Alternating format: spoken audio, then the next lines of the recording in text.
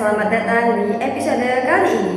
Bersama saya Elfridani Amal Azhar yang akan menemani kamu dalam segmen Cerita Rakyat Nusantara. Dan saya Muhammad Dava Putra Pranata yang akan menjadi narasumber pada cerita rakyat kali ini. Kali ini kita akan membahas tentang salah satu cerita rakyat yang paling terkenal dari Sumatera, yaitu cerita rakyat tentang Malin Kundang. Sebuah cerita yang penuh dengan kesombongan, keserakahan, dan juga penyesalan yang sangat mendalam. Betul sekali. Kisah ini bahkan sering banget dijadikan sebagai pengingat agar kita tidak durhaka kepada orang tua, terutama ibu. Yuk langsung saja kita bahas kisahnya. Oke, sebelum kita masuk ke bagian makna dan pesan moralnya, sebenarnya siapa sih sosok Malin Kundang itu? Nah, awalnya Malin Kundang adalah seorang pemuda miskin yang tinggal bersama ibunya. Sejak kecil dia dikenal rajin dan sangat ingin untuk dapat mengubah hidupnya tersebut.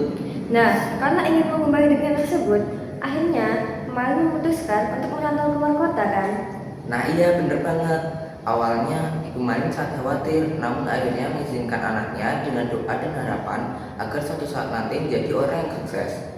Bertahun-tahun kemudian, Malin benar-benar menjadi saudagar yang kaya raya dan bahkan menikah dengan seorang gadis bangsawan. Nah, inilah awal dari tragedi ya. Di saat Malin pulang ke kampung halamannya, ibunya yang sudah tua menyambut Malin dengan penuh kasih sayang. Tapi Malin malah malu mengakui ibunya di depan istrinya. Nah iya, dia malah mengingkari darah dagingnya sendiri. Mendengar hal itu, ibunya pun sangat sedih dan kecewa dan mengutuk Malin menjadi batu. Nah, setelah kejadian itu, ibunya Malin pun sangat menyesali perbuatannya tersebut. Nah, akhir dari cerita ini sangat menyedihkan. Tapi dari kisah ini lahirlah sebuah legenda, yaitu Batu Malin Kundang yang bisa dilihat dari pesisir pantai Air Manis yang terletak pada daerah Padang, Sumatera. Kisah ini jelas memberikan pesan moral yang sangat kuat tentang pentingnya menghormati dan berbakti kepada orang tua.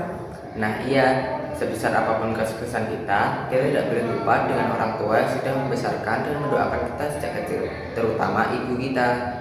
Selain itu, dari kisah Malin Kundang, kita juga harus belajar bahwa kesombongan dan lupa diri hanya akan membawa kita pada penyesalan di akhir. Dan kalau dikaitkan dengan masa sekarang, kisah ini masih sangat relevan.